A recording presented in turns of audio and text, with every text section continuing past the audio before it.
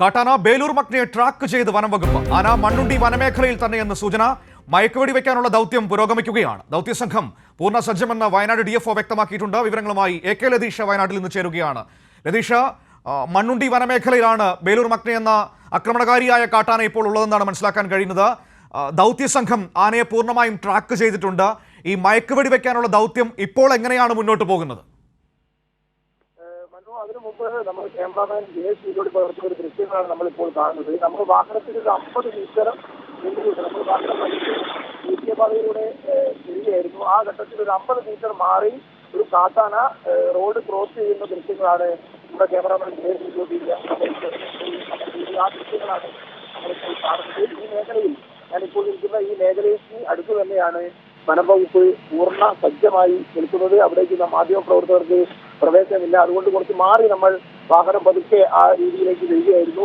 ആ സമയത്താണ് ഇത്തരത്തിലൊരു ദൃശ്യം നമ്മുടെ ക്യാമറ രതീഷ് സംസാരിക്കുന്നത് നമുക്ക് വ്യക്തമാകുന്നില്ല. പക്ഷേ ദൃശ്യങ്ങളിൽ നമുക്ക് ആനയെ വ്യക്തമായി കാണാൻ കഴിയുന്ന ഒരു സാഹചര്യമുണ്ട്.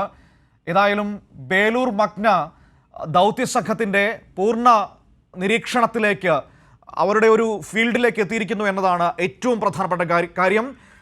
ഏത് നിമിഷവും മയക്കുവെടി വയ്ക്കാൻ കഴിയുന്ന ഒരു സാഹചര്യത്തിലേക്ക് ആന എത്തുന്നു, അല്ലെങ്കിൽ ആനയെ എത്തിക്കുന്നു എന്ന് വേണം നമ്മൾ ഈ ഘട്ടത്തിൽ മനസ്സിലാക്കാൻ. 2 ദിവസമായി തുടരുന്ന കഠിനമായൊരു ദൗത്യമാണ്. ലതീഷ്, കേൾക്കാമോ? ഇനിയിപ്പോൾ ഏത് നിമിഷവും മയക്കുവെടി വയ്ക്കാൻ പറ്റുന്ന ഒരു സാഹചര്യത്തിലേക്ക് കാര്യങ്ങൾ എത്തിയിട്ടുണ്ട്. കേൾക്കാം മനു. കൂടുതൽ അനുയോജ്യമായ കഴിഞ്ഞ 2 ദിവസങ്ങളെ അപേക്ഷിച്ച് കൂടുതൽ അനുയോജ്യമായ ഒരു സ്ഥലത്തേക്ക് ആനയെ എത്തിക്കാൻ, അല്ലെങ്കിൽ ആന നിൽക്കുന്ന ഒരു സാഹചര്യം നിലവിലുണ്ട്. അതുകൊണ്ട് തന്നെയാണ് ആ നിലയിലുള്ള ഒരു പ്രവർത്തനം ഇന്ന് രാവിലെ മുതൽ നടത്തിയത്. മാർട്ടിൻ ലോയൽ, നോർത്തേൺ വയനാട് DFO പറഞ്ഞതുപോലെ തന്നെ 2 ഓപ്ഷനാണ് ആനയെ മയക്കുവെടി വെക്കുന്നതിന് മുമ്പാകെ ഉള്ളത്. അതായത് ഒന്ന് കുങ്കിയാനപ്പുറത്തേറിക്കൊണ്ട് ആനയെ മയക്കുവെടി വെക്കാനുള്ള നീക്കം നടത്തുക, ഒപ്പം അല്ലെങ്കിൽ മരത്തിന് മുകളിൽ കയറി നിന്നുകൊണ്ടുള്ള അറ്റംപ്റ്റ് നടത്തുക. ആ രീതിയിൽ 2 തരത്തിലുള്ള പ്രവർത്തനവും ഇന്ന് വനംവകുപ്പിൻ്റെ ഭാഗത്തുനിന്ന് ഉണ്ടാകുന്നുണ്ട്. RRT സംഘം കൂടുതലായി ഈ പ്രദേശത്തേക്ക് എത്തിയിട്ടുണ്ട്. മണ്ണാർക്കാട് നിന്നും അതേപോലെ നിലമ്പൂരിൽ നിന്നും കൂടുതൽ RRT സംഘത്തെ ഇവിടേക്ക് എത്തിച്ചിട്ടുണ്ട്. ആ നിലയിൽ ആനയെ ട്രാക്ക് ചെയ്ത സ്ഥലത്തേക്ക് കൂടുതൽ മയക്കുവെടി സംഘങ്ങൾ ഉൾപ്പെടെ കൂടുതലായി ഇതിനകം തന്നെ അവിടേക്ക് നീങ്ങിയിട്ടുണ്ട്. കുങ്കിയാനകൾ 4 കാടിനുള്ളിലേക്ക് കയറിയിട്ടുണ്ട്. കുങ്കിയാനകളിൽ കോന്നി സുരേന്ദ്രനുണ്ട്, ഭരതുണ്ട്, വിക്രമുണ്ട്, സൂര്യയുണ്ട്. ഈ 4 കുങ്കിയാനകളും വനത്തിനുള്ളിലേക്ക് കയറിയിട്ടുണ്ട്. വനത്തിനുള്ളിൽ ഒരു 3-4 കിലോമീറ്റർ പരിധിക്കുള്ളിൽ തന്നെ ആന നിലയുറപ്പിച്ചിട്ടുണ്ടെന്നാണ് നമുക്ക് വനംവകുപ്പ് ഉദ്യോഗസ്ഥരിൽ നിന്നും ലഭിക്കുന്ന വിവരം. അതുകൊണ്ട് തന്നെ ആനയെ കഴിഞ്ഞ ദിവസങ്ങളിലേതിനേക്കാൾ കൂടുതൽ അനുയോജ്യമായ സ്ഥലത്തേക്ക് എത്തിക്കാൻ നിലവിൽ വനംവകുപ്പിന് കഴിഞ്ഞിട്ടുണ്ട്. കർണാടക അതിർത്തി കടന്നു പോവാതിരിക്കാനുള്ള നിർദ്ദേശം കേരള വനംവകുപ്പ് കർണാടക വനംവകുപ്പിനും കൈമാറിയിട്ടുണ്ട്. അതുകൊണ്ട് തന്നെ ആ വനമേഖലയിലേക്ക് കടക്കാതിരിക്കാനുള്ള ക്രമീകരണം കർണാടക RRT സംഘവും നടത്തുന്നുണ്ട്. അതുകൊണ്ട് കഴിഞ്ഞ 2 ദിവസത്തേതിൽ നിന്നും അല്പം പോസിറ്റീവായ കാര്യങ്ങളാണ് വനംവകുപ്പിൻ്റെ ഭാഗത്തു നിന്നും അവരുടെ നീക്കങ്ങളിൽ നിന്നുമെല്ലാം നമുക്ക് മനസ്സിലാക്കാൻ വേണ്ടി കഴിയുന്നത്. എന്തായാലും ആ നിലയിൽ ബേലൂർ മഗ്നയെ മയക്കുവെടി വെച്ച് പിടികൂടാൻ കഴിയും എന്നുള്ള ഒരു പ്രതീക്ഷയിൽ തന്നെയാണ് വനംവകുപ്പ് കാര്യങ്ങൾ നീക്കുന്നത്. CCF നോർത്തേൺ CCF KS ദീപയുടെ നേതൃത്വത്തിൽ 3 വെറ്ററിനറി സർജന്മാർ അടങ്ങുന്ന വലിയൊരു സംഘം തന്നെ കഴിഞ്ഞ 3 ദിവസമായി ഈ ബേലൂർ മഗ്നയെ ലക്ഷ്യം വെച്ചുകൊണ്ട് പ്രവർത്തിക്കുന്നുണ്ട്. അതിനായി വലിയ സന്നാഹം തന്നെയാണ് വയനാട്ടിൽ ഒരുക്കിയിരിക്കുന്നത്. 13 അംഗ സംഘം 13 ടീമായിട്ടാണ് വനവകുപ്പ് മാത്രം വനത്തിനുള്ളിലും പുറത്തുമായി പ്രവർത്തിക്കുന്നത്. ഒപ്പം ഇവർക്ക് സഹായങ്ങൾ നൽകുന്നതിനായി 6-7 സംഘം പോലീസ് സന്നാഹത്തെയും ഇവിടെ ഈ പ്രദേശങ്ങളിൽ വിന്യസിച്ചിട്ടുണ്ട്. സ്കൂളുകൾക്ക് തിരുനെല്ലി ഗ്രാമപഞ്ചായത്തിലെ മുഴുവൻ സ്കൂളുകൾക്കും അവധിയാണ്. തിരുനെല്ലി ഗ്രാമപഞ്ചായത്ത് പരിധിയിൽപ്പെടുന്ന വനമേഖലയിലാണ് നിലവിൽ ബേലൂർ മഗ്ന നിലയുറപ്പിച്ചത് എന്നാണ് വനംവകുപ്പിൽ നിന്നും നമുക്ക് ലഭിക്കുന്ന വിവരം. മാറി ജനവാസ മേഖലയല്ല മനു. ഇത് നമ്മളിപ്പോൾ നിൽക്കുന്ന ഈ സ്ഥലം എന്ന് പറയുന്നത് അതിർത്തി പ്രദേശത്തോട് ചേർന്ന സ്ഥലമാണ്. ദേശീയ പാതയാണ്. ഈ കടന്നു പോകുന്നത് മൈസൂർ റോഡാണ്. ഈ കടന്നു പോകുന്ന റോഡ് എന്ന് പറയുന്നത് ഇവിടെ നിന്നും ഒരു 4 കിലോമീറ്റർ മാറിയാൽ കർണാടക അതിർത്തിയിലെത്തി.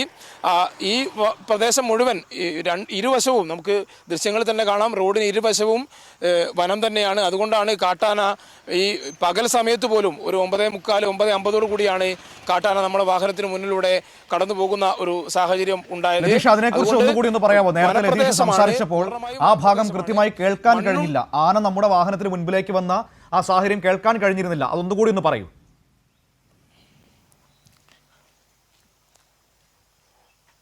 മനു, നമ്മൾ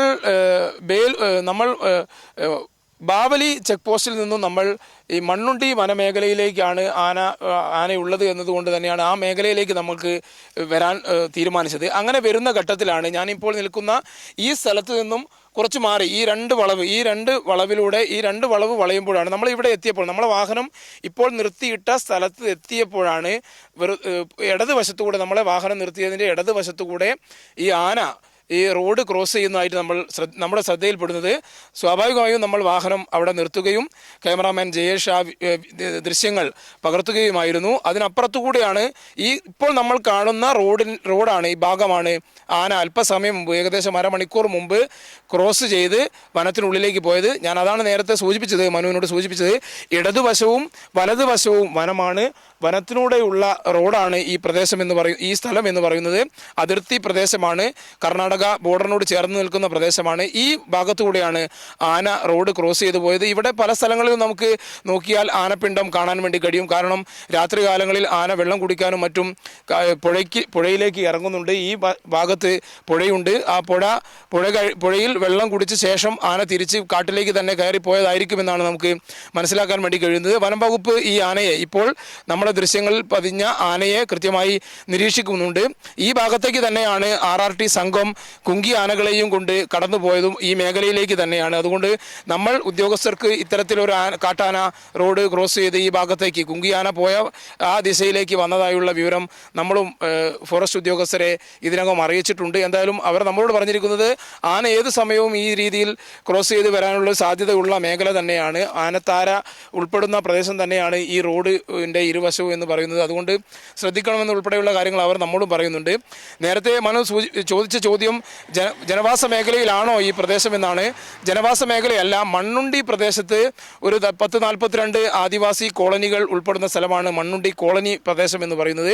ആ മണ്ണുണ്ടി കോളനി പ്രദേശത്തോട് ചേർന്നല്ല ഇപ്പോഴും ആനയെ ലൊക്കേറ്റ് ചെയ്യാൻ കഴിഞ്ഞിട്ടുള്ളത്. ആന ഇപ്പോഴും വനത്തിനുള്ളിൽ തന്നെയാണുള്ളത്. കഴിഞ്ഞ 2 ദിവസമായി ഇന്നേക്ക് 3 ദിവസമായി അന്ന് അജിയെ ആക്രമിച്ച് വനത്തിനുള്ളിലേക്ക് കയറിയ കാട്ടാന നാട്ടിലേക്ക് ഇറങ്ങുന്ന സാഹചര്യം ഉണ്ടായിട്ടില്ല.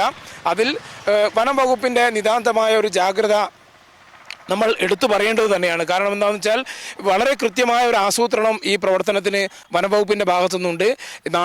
ഈ അക്രമകാരിയായ ബേലൂർ മഗ്ന നാട്ടിലേക്ക് ഇറങ്ങിയാൽ കൂടുതൽ പ്രശ്നങ്ങൾ ജനങ്ങൾക്കും ഫോറസ്റ്റ് ഉദ്യോഗസ്ഥർക്കുമെല്ലാം ഉണ്ടാക്കുമെന്നുള്ള കാര്യത്തിൽ തർക്കമില്ല. അതുകൊണ്ട് തന്നെയാണ് ബേലൂർ മഗ്നയെ പരമാവധി വനത്തിനുള്ളിൽ വെച്ച് തന്നെ ടാർഗറ്റ് ചെയ്യാനുള്ള ഒരു ശ്രമം നടത്തുന്നത്. 2 രീതിയിലാണ്.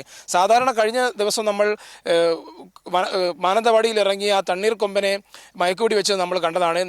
നിരപ്പായ സ്ഥലത്ത് ആന മണിക്കൂറുകളോളം നിൽക്കുന്നു. വാഴത്തോട്ടത്തിൽ നിന്ന് പുറത്തേക്ക് ഇറങ്ങിയ ഒരു ഘട്ടത്തിലാണ് മയക്കുവെടി വെക്കാനുള്ള ഒരു അവസരം ലഭിച്ചത്.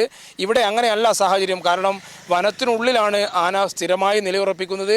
അക്രമകാരിയാണ്. തിരിച്ച് ആന മയക്കുവെടി വെച്ചാൽ നേരത്തെ നമ്മോട് സംസാരിച്ച മാർട്ടിൻ ലോയൽ പറഞ്ഞതനുസരിച്ച് പറയുകയാണെങ്കിൽ എവിടെ വെച്ചാണോ ആനയെ ആക്രമിക്കുന്നത് ആ ദിശയിൽ ആന പ്രത്യാക്രമണം നടത്താൻ സജ്ജമായി നിൽക്കുന്ന ഒരു പ്രകൃതമുള്ള ആനയാണ്. അതുകൊണ്ടാണ് 2 രീതികൾ കൂടി അവലംബിക്കാൻ തീരുമാനിച്ചത്. അത് ഇന്നലെ അവലംബിച്ച രീതിയാണ്. കുങ്കി ആന പുറത്ത് സർജൻ വെറ്റിനറി സർജൻ കയറി യാത്ര ചെയ്തുകൊണ്ട് ട്രാക്ക് ചെയ്യുകയും ആനയെ മയക്കുവെടി വെക്കുകയും ചെയ്യുക. ഒപ്പം മറ്റൊന്ന് ഇന്ന് മറ്റൊരു രീതി കൂടി ഇവർ അവലംബിക്കുന്നു, വനം വകുപ്പ് അവലംബിക്കുന്നു. അത് ഈ ട്രീ ഹട്ടിൽ കയറി, മരത്തിന്റെ ഹട്ടിൽ, ചില സ്ഥലങ്ങളിലൊക്കെ ഹട്ട് ഉണ്ട്. ഈ വനംവകുപ്പ് തന്നെ ഇത്തരത്തിൽ നിരീക്ഷണത്തിനായി ഹട്ടുകൾ ഉണ്ടാക്കിയിട്ടുണ്ട്. അതല്ലാത്ത സ്ഥലങ്ങളിലാണെങ്കിൽ വലിയൊരു ദൗത്യം, കാരണം അത് അത്യന്തം സാഹസികവും വെല്ലുവിളി നിറഞ്ഞതുമാണ്. നേരത്തെ ദൃശ്യങ്ങൾ പ്രേക്ഷകർ കണ്ടതാണ്. ഞങ്ങളുടെ വാഹനം അങ്ങോട്ടേക്ക് പോകുമ്പോൾ, ഈ ദൗത്യത്തിന്റെ ഭാഗമായ പ്രദേശത്തേക്ക് പോകുമ്പോൾ, ഈ കൊലയാളി ആന ബേലൂർ മഗ്ന ഞങ്ങളുടെ വാഹനത്തിന് തൊട്ടു മുന്നിലൂടെ റോഡ് ക്രോസ് ചെയ്ത് കാട്ടിനുള്ളിലേക്ക് പോകുന്ന ദൃശ്യങ്ങളാണ് നമ്മൾ അല്പസമയം മുമ്പ് കണ്ടത്. അത് വളരെ ഭീതിജനകമായ ഒരു സാഹചര്യമാണ്. ആളുകൾക്ക് കടന്നു പോകാൻ പോലും കഴിയാത്ത രീതിയിൽ ഏതു നിമിഷവും ആനയുടെ ആക്രമണം ഉണ്ടാകുന്ന ഒരു സാഹചര്യം. അവിടെയാണ് ഈ ദൗത്യസംഘം, 18 ദൗത്യസംഘങ്ങളുണ്ട്. അവർ ഏറെ സാഹസികമായി ഈ ദൗത്യം മുന്നോട്ട് കൊണ്ടുപോകുന്നത്. ഇപ്പോൾ ആനയെ ലൊക്കേറ്റ് ചെയ്ത് കഴിഞ്ഞിരിക്കുന്നു. മയക്കുവെടി വയ്ക്കാനുള്ള എല്ലാ സജ്ജീകരണത്തിലേക്കും ഈ സംഘങ്ങൾ എത്തിയിട്ടുണ്ട്. ഏതായാലും നമുക്ക് ആനയെ ഉടൻ പിടികൂടി വരുതിയിലാക്കാൻ കഴിയും എന്ന വാർത്ത പ്രതീക്ഷിക്കാം അല്പസമയത്തിനകം. അതാണ് ഇപ്പോഴത്തെ സാഹചര്യത്തിൽ നിന്ന് മനസ്സിലാക്കാൻ വേണ്ടി കഴിയുന്നത്. പൂർണ്ണ സജ്ജമാണ് ദൗത്യസംഘങ്ങൾ. നമുക്ക് ആ വാർത്തയുടെ വിവരങ്ങളിലേക്ക്, അതിൻ്റെ കൂടുതൽ കാഴ്ചകളിലേക്ക് വരും സമയങ്ങളിലെത്താം.